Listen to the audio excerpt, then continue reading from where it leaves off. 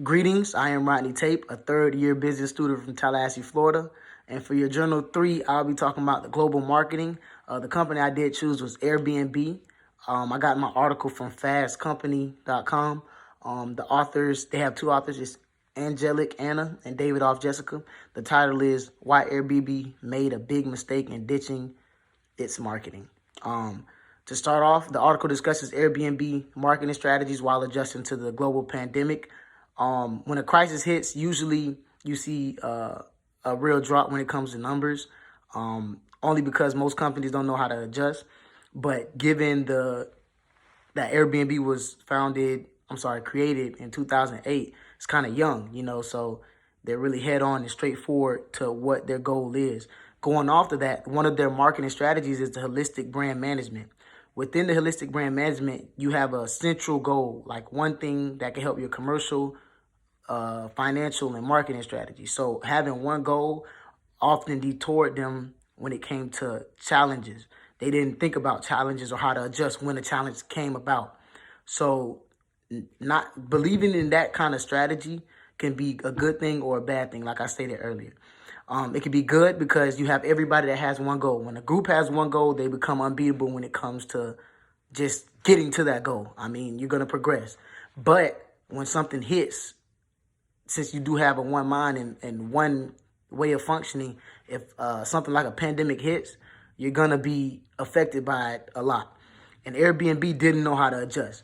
Airbnb, for those who don't know, is basically a company where they use hosts, they use other people's houses or rental areas or stuff of that nature, and they let people rent them. They let consumers rent them, and they make money off the consumers and also the hosts. This process is very challenging when it comes to determining who to please within the plan, because the hosts do bring in consumers, but the consumers bring in the money. But you get money for both of them, so it's kind of hard to determine who you want to please when it came to that. And Airbnb did a horrible job when it came to that. Airbnb, when the pandemic hit, the first thing they did was take off cancellation fees, and they didn't understand that this was going to affect the host. Taking off cancellation fees is just something that I feel like it's not guaranteed anymore. Once you have a cancellation fee on there, people will reconsider canceling a reservation or even making it. So having that reservation there and that cancellation fee there will definitely give you some type of income. So taking that off, you not only upset the hosts who give you the opportunity to live there and bring in money, but you lose a consumer as well.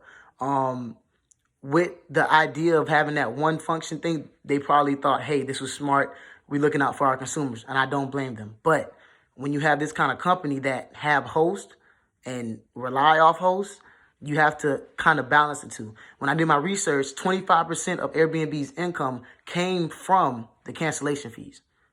So that just goes to show you that balance, that they should have known that we need this kind of money, like especially given during the pandemic. Airbnb also didn't use not the social media standpoint, but the influencer standpoint. As you can see now, you'll never see a Airbnb commercial or just something of that, or a person that's representing Airbnb.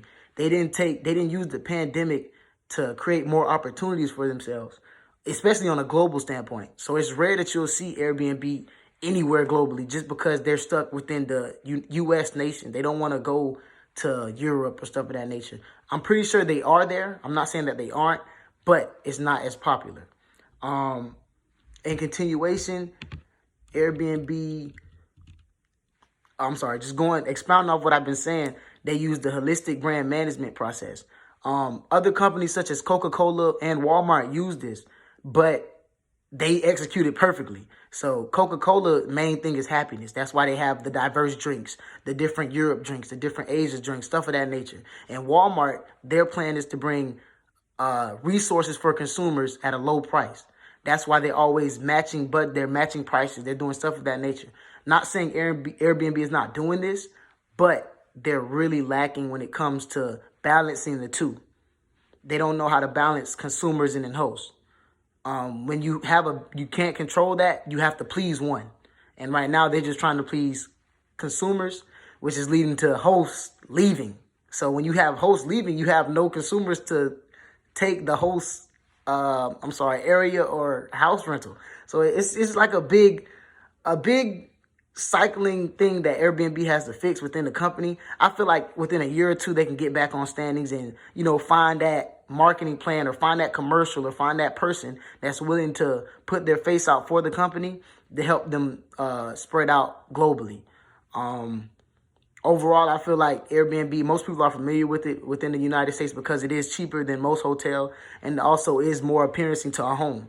Most people they don't want to leave home, or they want to be someplace just like home, and they don't want to have a hotel. Or if they're throwing a party, they want to have a big house. They don't want to have a hotel with just 2 beds per room. So stuff of this nature is things that Airbnb needs to continue to step forward and change within the future of the company. Thank you.